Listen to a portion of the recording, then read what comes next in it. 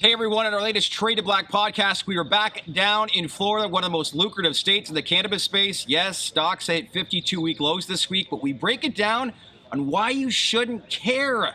Business fundamentals, they continue to knock it out of the park. We break it all down, our latest Trade to Black podcast.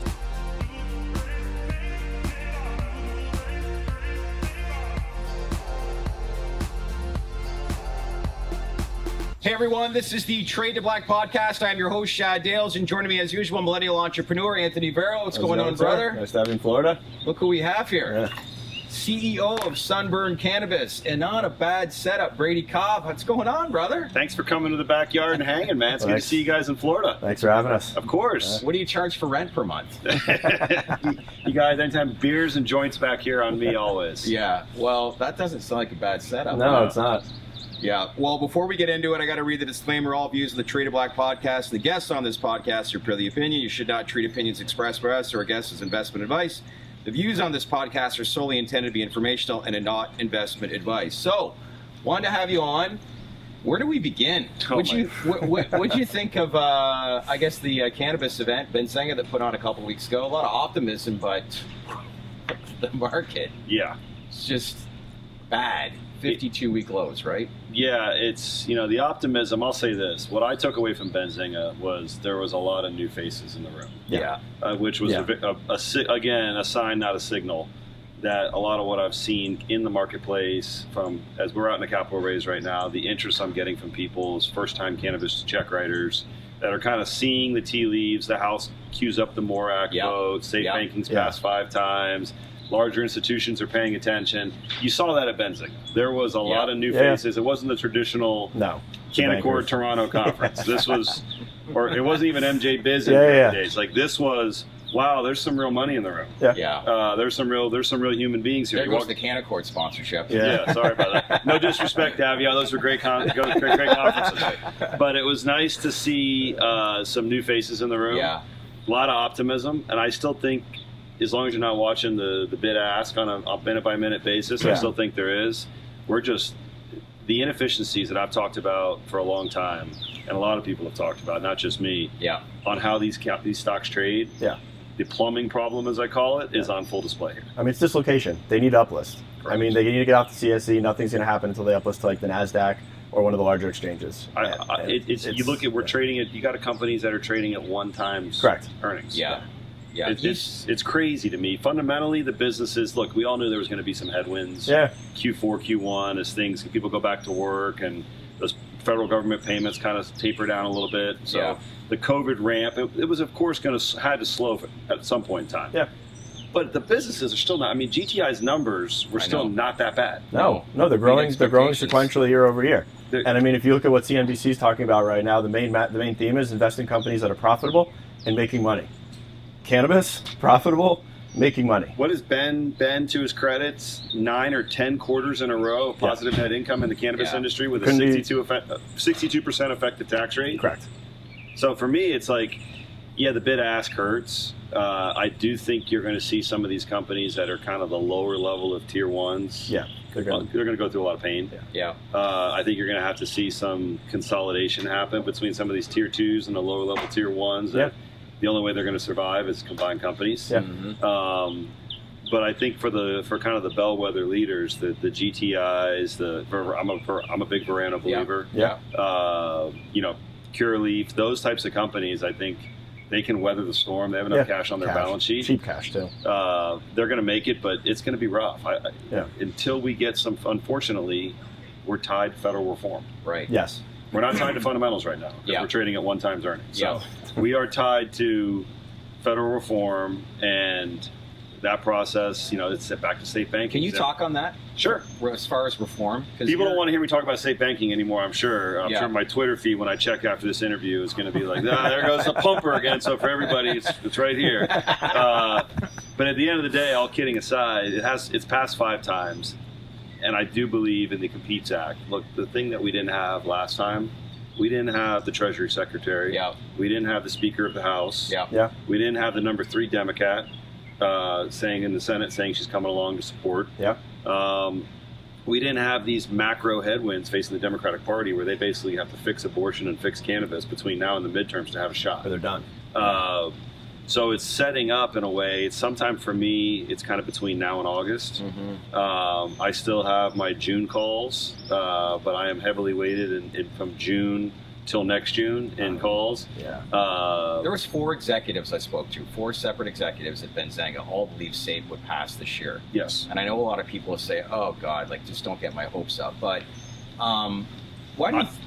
Go ahead. Sorry. Isaac Boltanski is the legislative analyst at BTIG. I've known Isaac a long time. He's a great guy. Yeah. He is the yang to me being the yin. I'm the optimist. He has been consistently Brady, no way.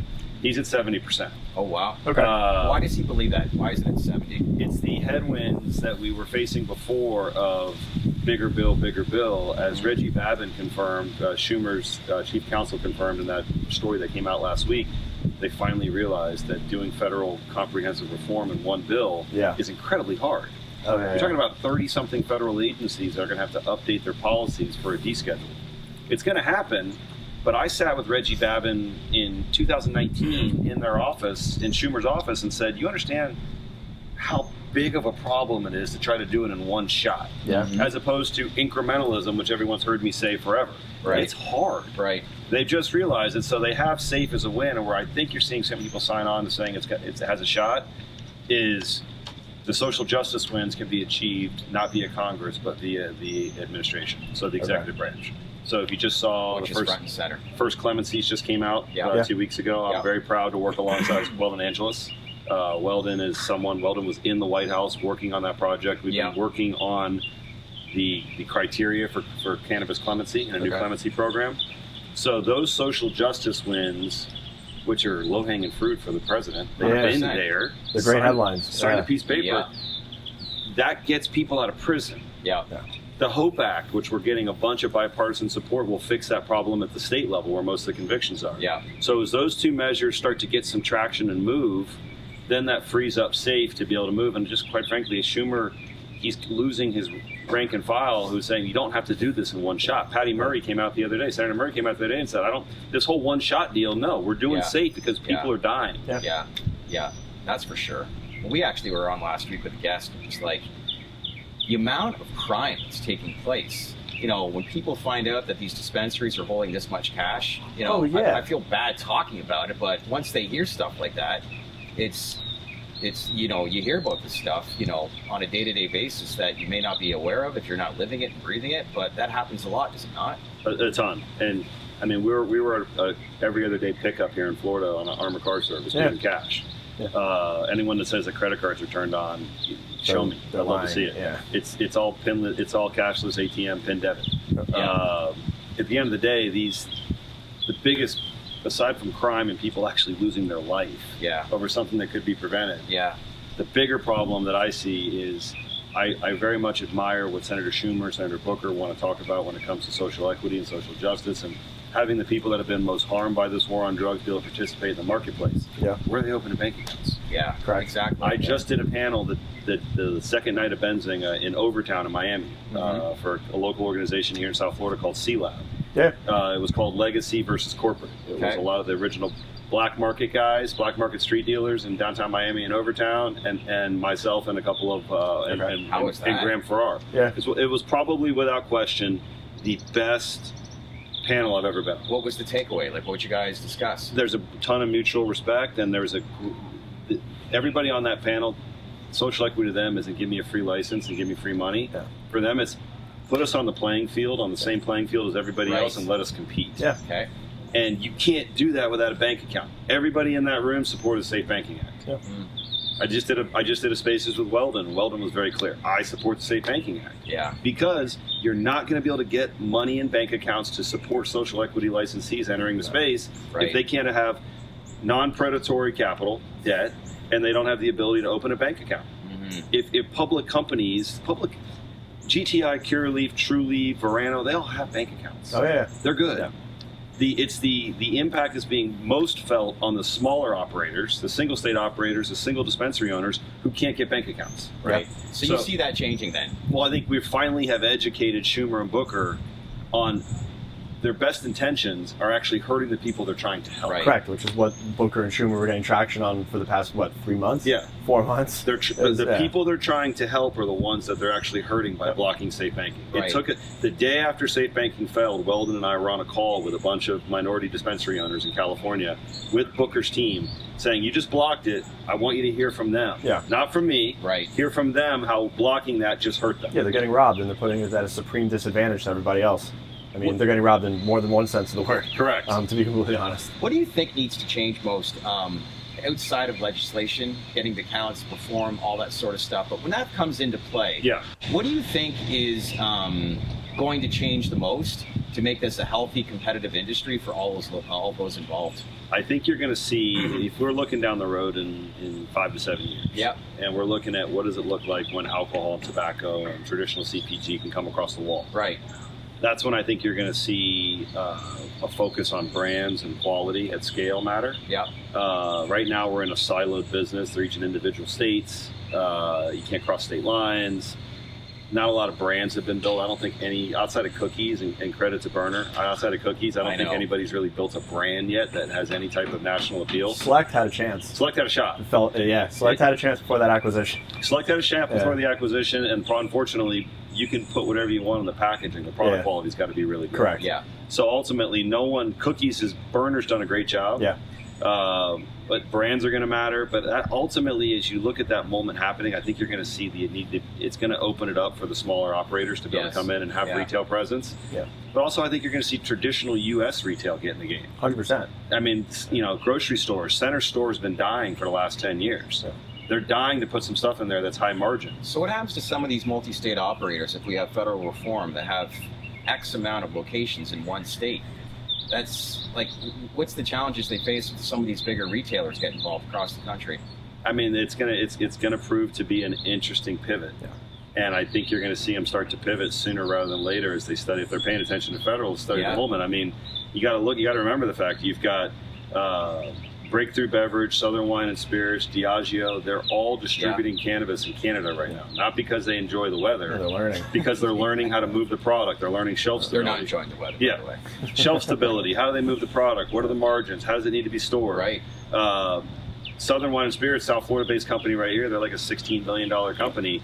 They're already moving CBD for Curaleaf nationwide. Wow. So they're studying this minute that they can get their hands on cannabis and begin distributing it to their existing retailers, they're going to do it because it's a high margin item and it's going to be very disruptive. The alcohol companies have been studying cannabis since 2009, 2010. Yeah. So they're waiting for the moment. So the minute that Total Wine can get rid of the cigar humidors and move pre-rolls and gummies in, that's when brands are going to matter though. What do you think about the branding aspect? I mean, I'm fully aligned. I mean, I think branding is key. I mean, look, it's a CPG. It's a CPG arms race. I mean, I find myself gravitating towards brands that I find, whether it's in California, Colorado, Florida, and I mean, I align myself with the product and with the brand. I mean, it's branding. Yeah. This is a CPG at the end of the day. It's a commoditized plant. When you said there was new faces at this conference, was Big Alcohol there?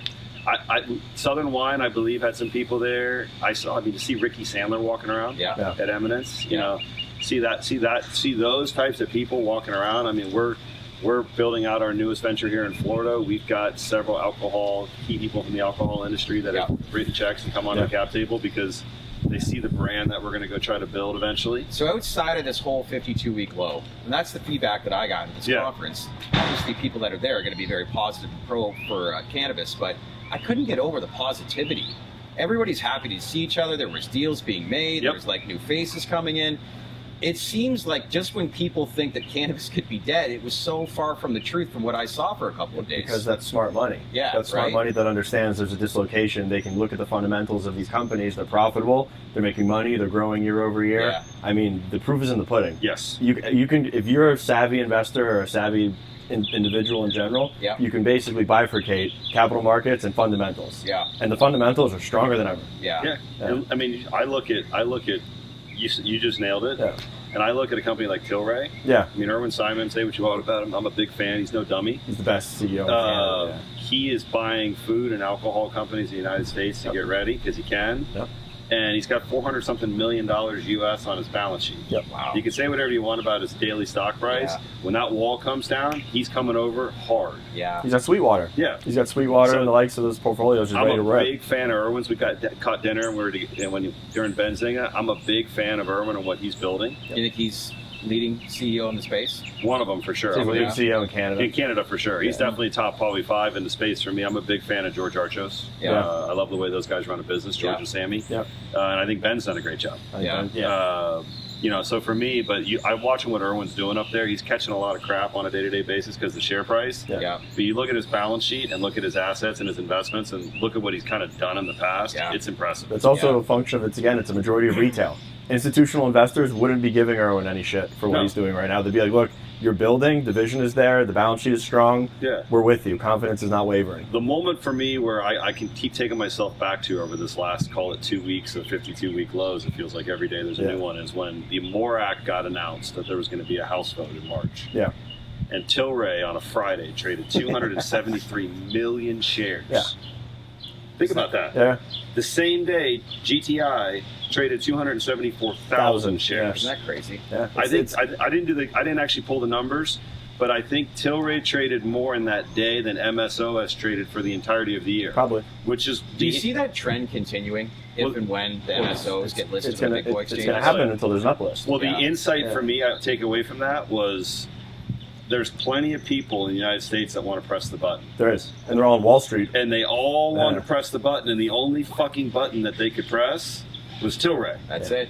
Tilray or Canopy. There's 2 buttons that they could press, and when they Googled, what can I buy? Cannabis. Think of that. I'll buy those. Imagine if they could have bought GTI, Verano, Trulieve, any of those companies to the moon. Yeah. Yeah. Yeah. Yeah. Let's picture that day. All these We'll companies be are on the right big boy here, and there'll be exchanges. drinks going right now. Yeah. For the record. Yeah. What'd you think of GTI's earnings? I thought they were pretty solid. Yeah. Good signal for me for what's coming. Look, Ben runs a great business. Ben Yeah. and Anthony. Yeah. Credit to Anthony. But I consider both those guys friends. Credit to both those guys. They run a great business. Mm-hmm. Ben's doing the best job of kind of being authentic in cannabis. His Twitter's the best. Yeah, his Twitter. He's the Look, best. Ben. I thought the numbers were good. Everyone wants to talk about price compression and margin compression. Give me a break. Yeah. Look at the margins compared to other CPG industries. It's We're still doing fat. just Yeah. fine. I know. And Spoiled, aren't we? yeah, well, you got to remember he's building out assets in multiple states at the same time, so there's a little bit of Yeah. drag down. Anybody that wants to tell me that there's not a strong potential for growth, go stand outside one of his dispensaries in New Jersey. Yeah. Oh, yeah. Let me know how that goes. What do you see here? Both of you being here in Florida, one of the most lucrative states in the. Kim Rivers built $1 billion empire Right. out of here. I've operated in this industry in this state since day one. Florida's consistently in the top 5 of sales. Yeah. Of the other 4 ahead of them are adult use. Florida has a medical with 700,000 patients. Yeah, I think Trulieve, their average gram is on the shelf for like 10 hours. Yeah. Or something crazy like We that. couldn't- Is that all? Yeah. We Yeah. net sold through everything we had in under 20 days. Yeah. Wow. Out of 8 stores. It Yeah, was the gone. demand's insane here. Like I've literally seen like Move or Sunnyside or Trulieve, their menu updates in the morning, that is sold out by the End of the day. It's Wow. gone. Yeah. And that's with 700,000 medical patients. Right. Yeah. Okay, if I'm successful in pushing the adult use ballot initiative I want to push, now we're at 118 million people over the age of 21 as available consumers. This could be the biggest market. With 21 licenses. Yeah. About to be 22. Yeah. But with 22 licenses, as compared to California with 13,000. Yeah. I want to still talk about cannabis, but what do you guys have seen? Whenever I come down here, it's incredible as far as the economy and the amount of people that have fluctuated from New York. But how hot is this real estate market and the insane. multiple industries that you're seeing? Because on It's insane. paper, it's like the yeah. world of finance of crypto, but there's been like 500,000 people that have migrated here just in southern Florida in the last 18 months. So I bought my house a mile from here 2 years this September. Yeah. It's up 85%. Yeah. Wow. Since I bought it. My Like neighbor's house, which is about the exact same, just sold for 100% more than what I bought mine for, a cash sight unseen. Wow. Yeah, well, I've got 2 of my friends are pretty big realtors here in town, and they're like, look, it's everyone thinks we're crushing it. As realtors, we're not, because there's no inventory. Correct. Right, exactly. At the end of the day, it's a house goes up, there's 4 bids over ask, all cash. And no realtors. And then some people are now submitting addendums saying if any other offers come in afterwards, we'll beat them by 20%. Isn't that crazy? It's You used to look at places like New York, LA, sun destinations. It was very, fickle as far as the real estate value. Yeah, but it's not sun destinations. It's not anymore. It's like freedom world. It's down freedom. Here It's the entire country had to watch during COVID while they were locked down in LA and New York while we're riding around in boats and going to the beach, and they went, okay, officially, one thing I've always asked, and I haven't really done enough research into it, but I don't see a lot of people going back to offices. Well, no, not at all. So that whole commercial real estate, up and down Las Olas. Office, I think people will be like, look, good to see you, haven't seen you in a while, maybe go a couple times a week, but then that's going to wear off after 3 months. The 8 to 5, 8 to 6. I was a young lawyer in a big red building over there for 8 years. It was like so 7 a.m. to 7 p.m. And if I left early, I got an email. Where'd you go? It's like that. No one's talking about what are they going to do with all that office space. Right. Yeah.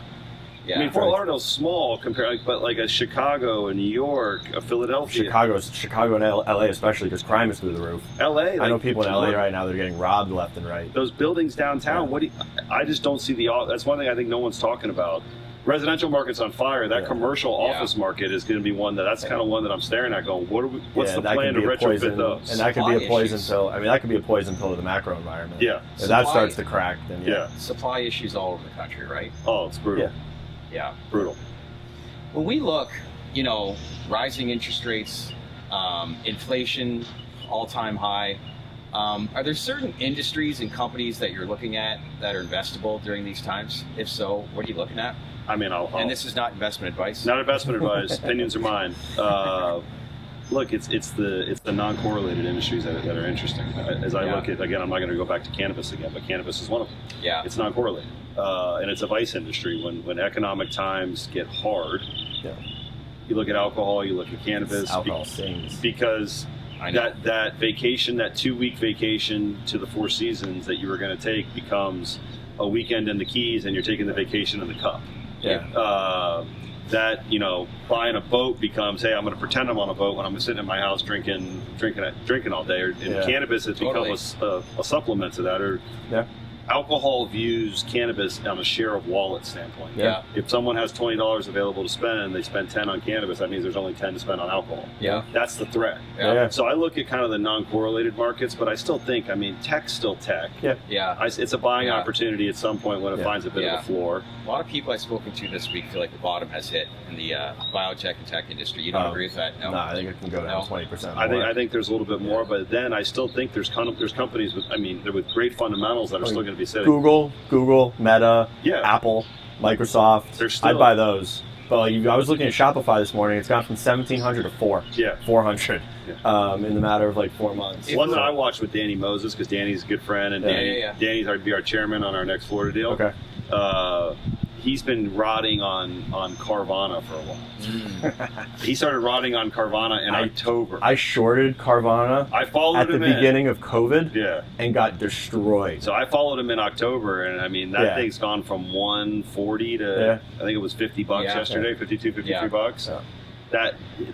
Those types of things that ripped during COVID are now going to, they're going to get killed. They're going to get crushed. So let's talk about this new company, Sunburn Cannabis. Give you a little plug here at the end, but sold obviously Bluma Wellness to Cresco. Yep. Started your own company, Sunburn. You were telling us off camera, fascinating story about how the name came up. But maybe share that. It's a very cool story. Thanks, man. Yeah, so we're buying MedMen's Florida assets. We're going to operate as MedMen for probably about a year. Yeah. And then we're going to pivot to a new brand that we've been working on probably since about 2002. Okay. My father was a big cannabis smuggler here in Florida. When he was indicted in '83, it was the largest cannabis indictment in the history of the Justice Department. And his front business, where he washed the cash. Got a few stories to tell. I bet, right? Yeah. When he was washing cash, it was all through a suntan lotion business called Sun Systems. And the DEA task force that was commissioned to take him down was called Operation Sunburn. Okay. So we have named the cannabis company Sunburn Cannabis as our little tip of the hat or middle finger to the federal war on drugs. Yeah. But it is uniquely a Florida story. That is a unique Florida story, isn't it? Wow. It is for Florida, by Florida. It is going to be everything 1970s, 1980s, when America was allowed to have fun again. Yeah. When everyone was allowed to actually enjoy themselves and not worried about being canceled. Yeah. And it's going to very much be authentic in cannabis, because my whole vision and mission. What do you mean by that?